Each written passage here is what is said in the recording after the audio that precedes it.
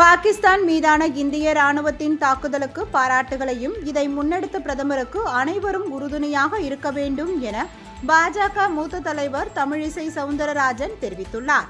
கோவை விமான நிலையத்தில் செய்தியாளர்களுக்கு பேட்டியளித்த அவர், முதலில் நம் ராணுவ வீரர்களுக்கு எனது மிகப்பெரிய பாராட்டையும், இந்த துணிச்சலான முடிவை எடுத்த பிரதமருக்கு இந்த உலகமே பக்கபலமாக இருப்பதையும் பதிவு செய்வதாக கூறினார்.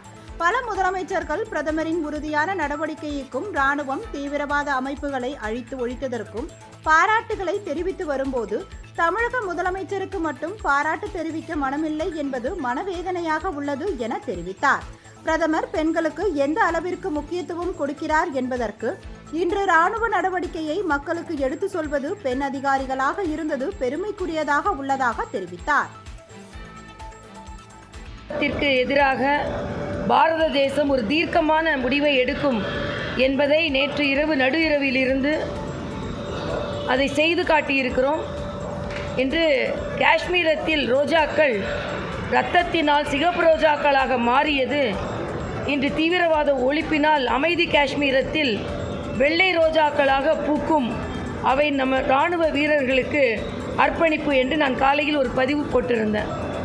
ஆக அந்த அளவிற்கு இரத்தத்தால் தோயப்பட்டு காஷ்மீர் 26 பேர்கள் கொல்லப்பட்டு நாமெல்லாம் துடிதுடித்திருக்கின்ற நேரத்தில், எந்த நேரத்திலும் தீவிரவாதத்திற்கு பாரத தேசத்திலும் இந்த உலகத்திலும் இடமில்லை என்பதை மரியாதைக்குரிய பாரத பிரதமர் பதிவு செய்திருக்கிறார்.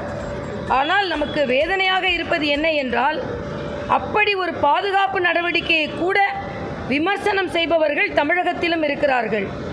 நாங்கள் நேற்றைக்கு முன்தினம் ஒரு ஆர்ப்பாட்டம் என்ன நடத்தினோம் என்றால், சட்டவிரோதமாக தமிழகத்தில் பாகிஸ்தானியர்கள் யாராவது இருந்தால் அவர்கள் அப்புறப்படுத்தப்பட வேண்டும் தான் சொன்னோம்.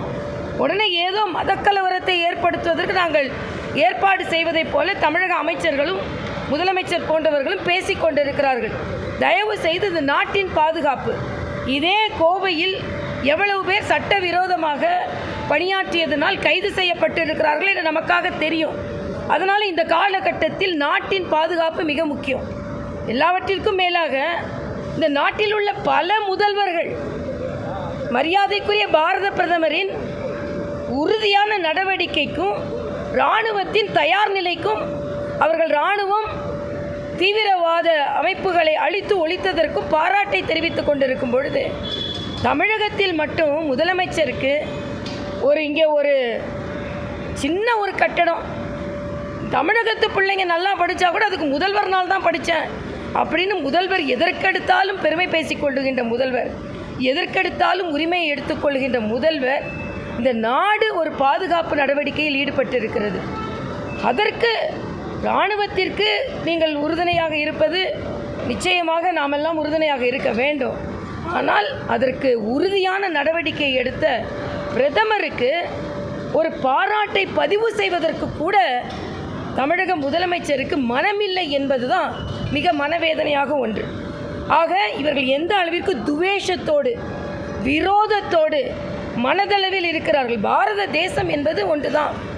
ஆக தமிழக முதலமைச்சரின் மக்கள் விரோத, பிரதமர் விரோத, வேண்டுமென்றே மத்திய அரசின் விரோத போக்கு இந்த இக்கட்டான சூழ்நிலையை பதிவு செய்வதில் கூட அவர் வெளிப்படையாக செய்கிறார் என்பதில் மிக்க மனவேதனை.